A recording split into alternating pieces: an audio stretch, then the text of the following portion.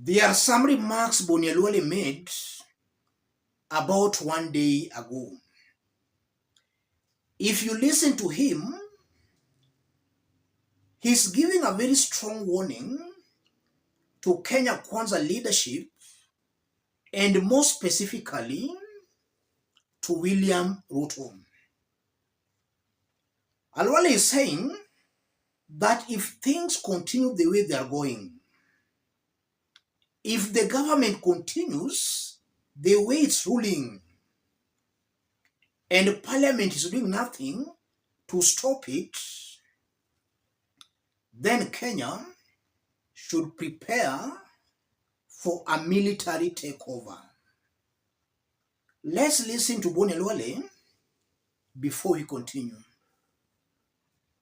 Mr. Speaker, if we are not firm as Parliament, we'll either throw our country into instability, like what is happening in West Africa. The outdated way of change of government is now back in Africa. We are now seeing coup d'etats because the militaries are waiting to see the institution of Parliament ensure that constitutions are working, and when they give up, they use unconstitutional means. How can we be a country, Mr. Speaker, sir, with due respect to myself and the government that I love and I serve, how can we be a country where we see nothing wrong with seeing doctors carrying twigs and leaves in streets when the same doctors are supposed to be in hospital treating people? How can we be a country, Mr. Speaker, where business people make presentations formal that they were forced to deliver fertilizer, Mr. Speaker, in a conduit that has resulted in Kenyans being sold fake fertilizer? How can we see nothing wrong with it? And we are happy that the Minister of Agriculture is today sitting in office, sitting pretty, when he is responsible for the mess of the sale of counterfeit fertilizer. If the Lord Almighty can speak to C.S. Linturi should resign at the end of my speech. He's not fit to be a Minister of Agriculture. How do you sell fake fertilizer to the same people who voted for you? Even if we want to get rich quickly, then let us work a little bit hard. You cannot get rich simply by mixing. Those remarks are coming at a time we've just buried General Francis Ogolla. Bonny is full aware of that, and he knows we just buried Ogolla the other time.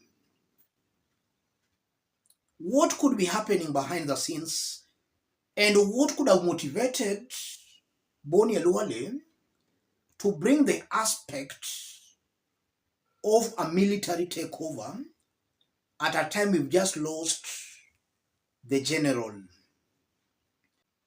I'm seeing that as a direct way. Bonny is just trying to tell Kenyans that it might be possible that some figures in the government were afraid of the military now that it was being headed by Ogolla.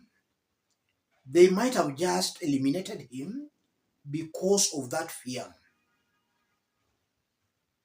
I'm seeing that as the first message Khalwale is indirectly trying to pass out, that it might be possible some elements in the government feared Ogolla, feared a possible military takeover. That's why they removed Ogolla.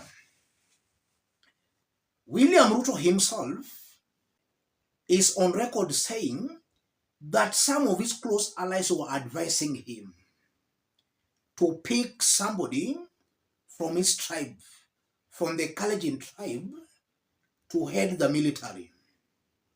And now with the exit of Ogolla, it's almost certain William Ruto will pick somebody from his tribe to head the army.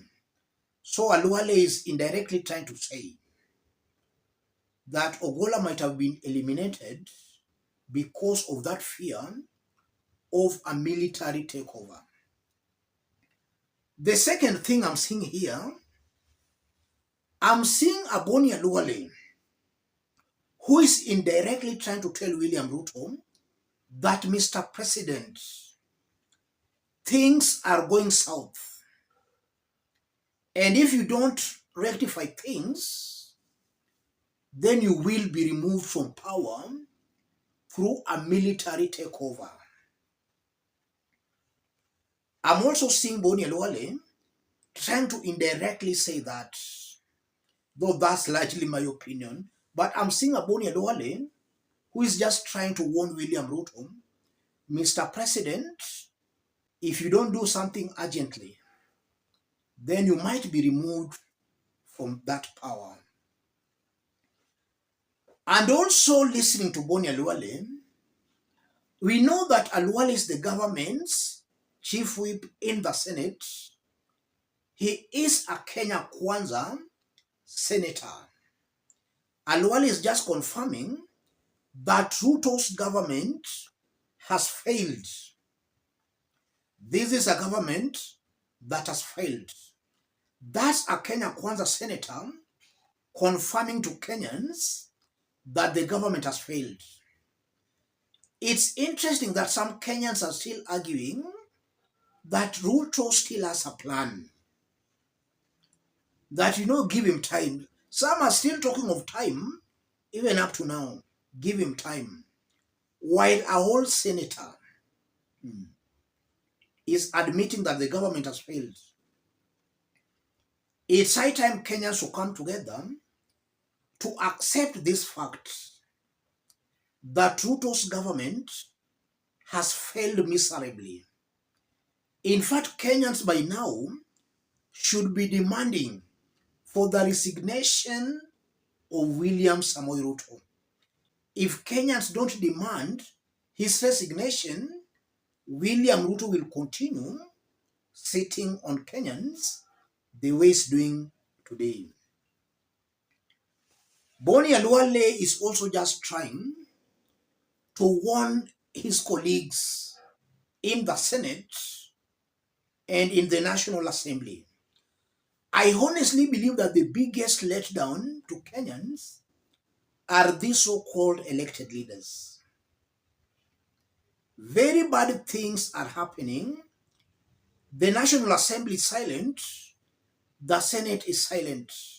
So it's as if all these leaders have been compromised to abate William Ruto's failures. I'm seeing a Bonny Khalwale who is just trying to warn his colleagues that if we don't act, we will all find ourselves in very deep holes. Yes, we will find ourselves in serious problems. But above all, Bonny Khalwale being a Kenya Kwanza senator, I'm also seeing aspects of hypocrisy in him. If he believes strongly that Ruto's government has failed, nothing stops Bonny Khalwale from resigning from his post as the government's chief whip in the Senate. I'm seeing doublespeak, I'm seeing hypocrisy, I'm seeing a turbocrat. Let me stop it there, ladies and gentlemen. If you are watching us but you have not yet subscribed, subscribe, give this video a like. Those who are watching us outside Kenya, drop a comment, let us know from which part of the globe you are watching us from.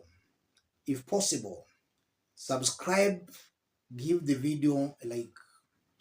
And to those who might be interested in farming, or those who might be interested in renting a piece of land for agriculture or for any project, contact Eliza on that number.